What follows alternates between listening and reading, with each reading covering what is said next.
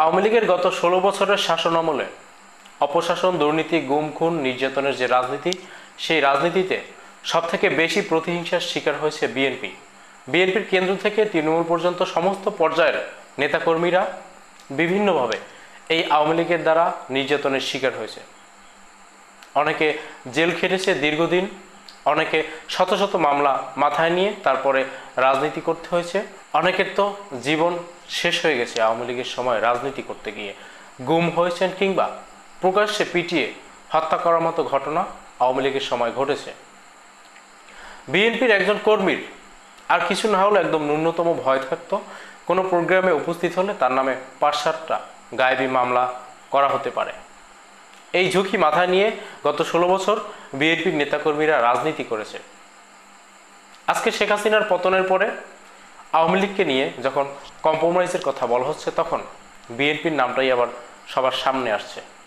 এমনকি আওয়ামী লীগ নিষিদ্ধের প্রশ্নেও বিএনপির তৃণমূল থেকে মধ্যম পর্যায়ের সমস্ত নেতারা এক কাতারে থাকলেও কেন্দ্রীয় পর্যায়ে বিভিন্ন ধরনের মতামত শোনা যাচ্ছে। কোনো নেতা আওয়ামী লীগ নিষিদ্ধের ক্ষেত্রে বলছেন জনগণ সিদ্ধান্ত নেবে, কোনো নেতা আওয়ামী লীগ নিষিদ্ধের দাবি করছেন, আবার কেউ বলছেন জনগণ যদি আওয়ামী লীগের বিচার করার পরেও আওয়ামী লীগকে ভোট প্রদান করে তাহলে আওয়ামী লীগকে সেই সুযোগ কেন দেওয়া হবে না।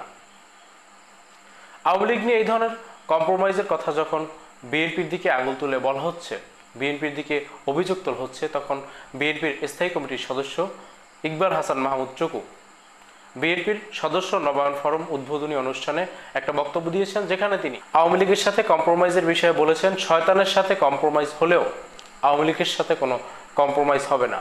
আমি তার বক্তব্যটা একটু পড়ছি, তারপরে আমার ওপিনিয়ন জানাবো। এখানে দৈনিক যুগান্তরের শিরোনাম হচ্ছে, শয়তানের সঙ্গে কম্প্রোমাইজ হলেও আওয়ামী লীগের সঙ্গে নয়।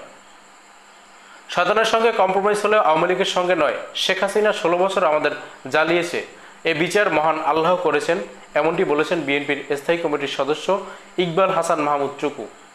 তিনি আরও বলেন, বিভিন্ন অফিসে আওয়ামী লীগের দোসর যারা চাকরি করছে বা করতে চায় তাদের সুযোগ দেওয়া যাবে না, কারণ দেশটাকে তারা লুটেপুটে খেয়েছে, এদের বিরুদ্ধে প্রতিরোধ গড়ে তুলতে হবে। এখন ইকবাল হাসান মাহমুদ চুকুর প্রতি আমার প্রশ্ন, বাংলাদেশের সবথেকে জনপ্রিয় যে দাবি আওয়ামী লীগ নিষিদ্ধ, সে ব্যাপারে তারা কঠোর পদক্ষেপ কেন গ্রহণ করছেন না? উনি বলছেন শয়তানের সাথে কম্প্রোমাইজ হলেও আওয়ামী লীগের সাথে নয়, অথচ তার দল বিএনপি আওয়ামী লীগ নিষিদ্ধের ক্ষেত্রে কোনো তৎপর ভূমিকা পালন করছে না। এই অন্তর্বর্তীকালীন সরকার গঠনের পরে প্রথম এবং প্রধান যে ইস্যুটা সামনে এসেছে সেটা হচ্ছে বাংলাদেশের সংস্কার। সেই সংস্কার প্রশ্নে বিএনপি সহমত পোষণ করেছে, কিন্তু তারা নির্দিষ্ট কিছু সংস্কার করে দ্রুত সময়ের মধ্যে নির্বাচন চাইছে। অন্তর্বর্তীকালীন সরকার ঘোষণা দিয়েছেন ডিসেম্বর থেকে আগামী জুনের মধ্যে আগামী জাতীয় সংসদ নির্বাচন অনুষ্ঠিত হবে। যদি ডিসেম্বরে না হয় তাহলেও জুনে বাংলাদেশে আগামী জাতীয় সংসদ নির্বাচন অনুষ্ঠিত হতে যাচ্ছে, সেখানে কোনো সন্দেহ নেই। কিন্তু এই সময়টা তারা দিতে প্রস্তুত নয়। বাংলাদেশে নির্বাচন তো হবে, 6 মাস আগে হোক কিংবা পরে হোক, কিন্তু এই 6 মাস সময় দেওয়ার জন্য প্রস্তুত নয় বিএনপি। তারা কঠোর হুঁশিয়ারি দিচ্ছেন, তারা নির্বাচন আদায় করে নেবেন, তারা প্রয়োজন বোধে রাস্তায় নামবেন, অজুহাত দেখাচ্ছেন যে এই অজুহাতে নির্বাচন হওয়া দরকার। তাদের অজুহাতগুলো যৌক্তিক, আমিও চাই ডিসেম্বরে নির্বাচন হোক, আর যদি না হয় তাহলে জুনে তো নির্বাচন হবে। সেই নির্বাচন নিয়ে তারা কঠোর হুঁশিয়ারি দিচ্ছেন, অথচ বাংলাদেশের সবথেকে জনপ্রিয় যে দাবি আওয়ামী লীগ নিষিদ্ধ, সে ব্যাপারে তারা কঠোর পদক্ষেপ কেন গ্রহণ করছেন না? সে ব্যাপারে তারা সরকারকে কেন হুঁশিয়ারি দিচ্ছেন না? সরকারকে কেন চাপ দিচ্ছেন না? এটা শুধু ইকবাল হাসান মাহমুদ চুকুকেই নয়, এটা বিএনপির প্রতি আমার প্রশ্ন এবং আমাদের প্রশ্ন। বাংলাদেশে এই মুহূর্তে নির্বাচন চাওয়াটা যত জনপ্রিয়, তার থেকে বেশি জনপ্রিয় আলাপ হচ্ছে আওয়ামী লীগকে নিষিদ্ধ করতে হবে। আওয়ামী লীগ বাংলাদেশে যে রাজনীতি ইতিপূর্বে করেছে এবং জুলাই আগস্টে যে গণহত্যা সংঘটিত করেছে, তারপরে আওয়ামী লীগের বাংলাদেশে রাজনীতি করার আর কোনো অধিকার নেই। সে আওয়ামী লীগ নিষিদ্ধের ব্যাপারে সরকার গড়িমসি করছে। প্রধান উপদেষ্টা ঘোষণা দিয়ে বলছেন আওয়ামী লীগ নিষিদ্ধের ব্যাপারে তাদের কোনো ভাবনা নেই।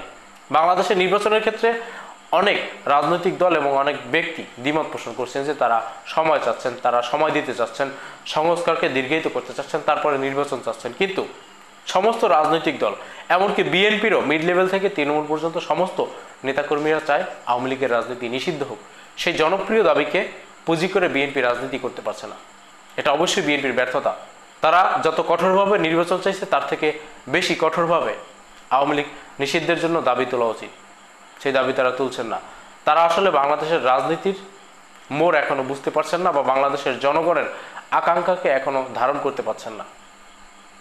এটাই শেষ সুযোগ বিএনপির জন্য। এই সুযোগ যদি বিএনপি কাজে লাগাতে না পারে, ভবিষ্যতে বিএনপিকে অনেকটা পস্তাতে হবে।